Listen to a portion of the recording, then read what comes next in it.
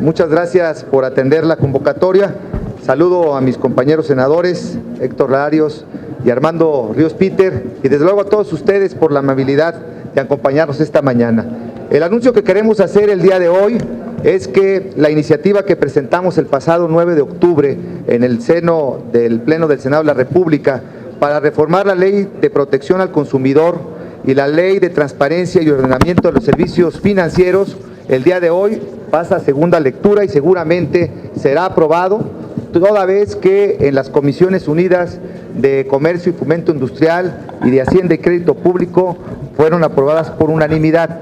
¿Cuál es el objetivo de estas dos reformas tan importantes? Primero, reconocer la legitimidad de quienes realizan una actividad que en los últimos años se ha venido acrecentando y que tiene que ver con la gestoría en el cobro correspondiente de los adeudos que los ciudadanos tienen en materia de servicios financieros y servicios comerciales. Y también el poder ofrecerle a los deudores garantías de que esta actividad no lesionará ni su dignidad, no lesionará la tranquilidad de sus familias, y de alguna manera con esto damos un paso importante en materia de esta actividad que, insisto, se realiza no solamente por despachos jurídicos, sino también se realiza por despachos contables, inclusive por gestores. ¿Qué quiere decir con esto? ¿Qué es lo que estamos reformando? Primero, que esta actividad no se podrá realizar en horas inconvenientes. Se establece un horario para realizar la cobranza extrajudicial, no se deberán enviar comunicados a terceras personas, no se deberán enviar comunicaciones que aparenten ser notificaciones judiciales, no se evitarán llamadas entre las 23 y las 7 horas, se prohíbe la exhibición de carteles y de anuncios que exhiban al deudor como tal, y algo fundamental es que la posibilidad del deudor de poder conveniar con el acreedor, ya sea de servicios financieros o de servicios comerciales, la reestructuración de la deuda. Es decir, en la actualidad, prácticamente en todas las ocasiones, el deudor se ve imposibilitado de llegar a un arreglo con el acreedor porque estos despachos, porque estas actividades de gestoría lo impiden. Hoy está esta posibilidad. ¿Y qué va a pasar con aquellos que infrinjan estos dos ordenamientos? Estaremos ante una multa que corresponde a 5,000 días de salarios mínimos. Estamos hablando algo así como 320,000 pesos para aquellas personas que realicen esta actividad fuera de estos ordenamientos. Dicho lo anterior, yo quisiera cederle el uso de la palabra a dos senadores que fueron fundamentales en la aprobación de estas reformas. Desde luego el presidente de la Comisión de Comercio y Fomento Industrial, del senador Héctor Larios, quien siempre estuvo atento en darle seguimiento. Tuvimos reuniones con la Conducef, tuvimos reuniones también con la Comisión Nacional de Protección al Consumidor y con especialistas, tanto de quien realiza la actividad, también con organizaciones de deudores. Desde luego también la participación siempre entusiasta, siempre comprometida del senador Armando Ríos, quien también pues estuvo empujando todo lo necesario para que esta reforma hoy se vea cristalizado. Dicho lo anterior, yo quisiera cederle el uso de la palabra primero al senador Héctor Larios y después al senador Ríos Peter, y después quedo a sus órdenes. Muchas gracias. Gracias. Bueno, muy breve, solamente felicitar al senador Casillas por esta iniciativa. Cuando alguien contrae una deuda y no cumple con pagarla, el acreedor puede usar los medios judiciales que están perfectamente reglamentados en el Código de Comercio y en diversas leyes. O puede optar por hacer una cobranza extrajudicial sin las vías judiciales. Y esta parte no está reglamentada y se ha prestado a muchos abusos. Quien dejó de pagar una letra a una mueblería y le hablan a las 3 de la mañana, a las 5 de la mañana para cobrarle.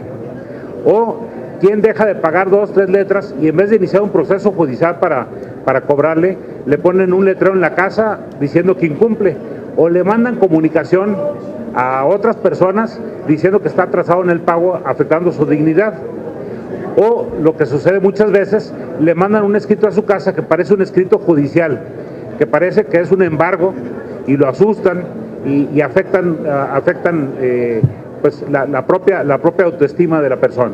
Lo que pretende esta iniciativa, que sufrió varios cambios en el transcurso de la dictaminación, es tratar de poner algún orden en las cosas que no se pueden hacer en la cobranza extrajudicial y las cosas que se deben de hacer en la cobranza extrajudicial, y esto en ningún sentido va en contra del derecho de propiedad y el derecho de cobrar. Es muy importante que se respete el derecho de cobrar, porque si no, en el futuro no había quien prestara, si no se puede cobrar en este país. ¿Qué no se puede? No se puede llamar entre las 11 de la noche y las 7 de la mañana. ¿Qué no se puede? No se puede comunicarle a terceros que está retrasado en el pago, salvo que este tercero sea el aval, el que también tiene la obligación de pagar. ¿Qué no se puede? No se puede fijar cartulinas o publicar en los periódicos. Hoy en varias partes del país de repente vemos carteleras espectaculares, fulanito de tal se le requiere para el pago. O en los periódicos de varios estados de repente se pone ahí, pase a pagar compromiso pendiente a fulano de tal o a tal empresa. Esas cosas no se valen. ¿Qué si no se vale aparentar que es autoridad? El despacho que va a presentarse como si fuera una autoridad judicial, porque viene cobro ahorita o me llevo el mueble. No se vale tampoco simular que son escritos judiciales. Quien cobra tiene que acreditarse o identificarse perfectamente. Y finalmente, también tiene que mantenerse el derecho del deudor de ir a pagar con el proveedor la deuda que tiene, y no necesariamente al despacho que le va a cobrar comisiones extras. Eso es prácticamente el dictamen. Me parece que tiene un propósito muy positivo. Creo que sí va a contribuir a quitar varios abusos, y modifica dos leyes: la Ley Federal de Protección al Consumidor y la Ley de Transparencia de los Servicios Financieros, para afectar a los dos más importantes acreedores que hay: los bancos y los servicios financieros, y adicionalmente los proveedores de cualquier bien que venden a crédito. Ese es el propósito de esta iniciativa, es el propósito del dictamen, y en un momento más se va a votar. Bueno, pues solamente sumarme a lo que han dicho mis compañeros. Sin duda alguna, el senador Casillas lo que hace con esta iniciativa y el dictamen de la comisión lo que logra, pues es empujar una agenda ahí donde se le dan soluciones muy específicas, muy puntuales a la gente, a los ciudadanos y a las ciudadanas, que, como ya decía el senador Héctor Larios, de pronto a las 3 de la mañana, a las 4 de la mañana reciben una llamada, y es una llamada para hacer una cobranza. Obviamente esto, pues, a todas luces atentando contra, pues, las condiciones de salud, de certidumbre que puede tener un ciudadano común y corriente. Se establecen mecanismos e instrumentos para garantizar orden en el cobro que pueda tener algún acreedor, de tal manera que, en este sentido, la agenda de la Comisión de Comercio y Fomento Industrial va en el camino que nos hemos tratado: atender las necesidades de los consumidores, buscar que la ley precisamente busque evitar este tipo de abusos. Y bueno, pues yo celebro que el senador Jesús Casillas haya presentado esta iniciativa y que hoy, con todas las fuerzas políticas, estemos a punto de votarla a favor. Muchas gracias. ¿Alguna pregunta? Si tenga alguna duda, alguna pregunta. Paul Contreras, de TV Azteca, señor. Sí, gracias. Senador Casillas, platíquenos cuáles son los principales beneficios para los consumidores con esta iniciativa y pues las prácticas que se llevan a cabo por los despachos de cobranzas. ¿Nos podría precisar un poquito más? Bueno, hay que comentar que no necesariamente en todos los casos se cometen estos abusos.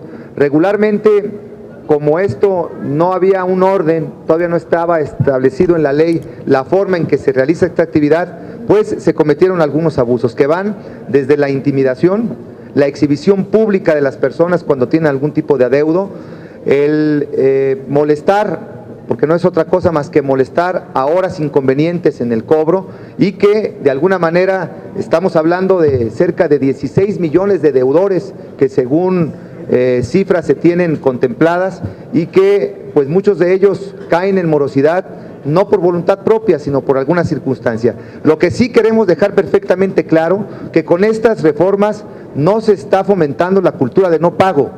Por el contrario, le estamos entregando herramientas a quien realiza esta actividad para que la pueda desarrollar. Es un reconocimiento que se le da a la actividad del cobro extrajudicial a través de mecanismos respetuosos, atentos. Se pueden mandar los escritos tanto al deudor como a los avales en términos convenientes, invitándolos a cobrar previo a lo que podría ser un proceso de carácter judicial que suele ser costoso para ambas partes. Entonces, las principales irregularidades que se daban eran precisamente esos: el abuso, el dejar notificaciones a menores de edad, el aparentar que son funcionarios judiciales y emplazar en términos perentorios, inclusive de 72 horas, para acudir a pagar, caso contrario, el embargo. Inclusive ha habido casos documentados, tenemos, que se han realizado embargos particulares de algunas comercios, sobre todo de tiendas, de mueblerías, que acuden y prácticamente secuestran los bienes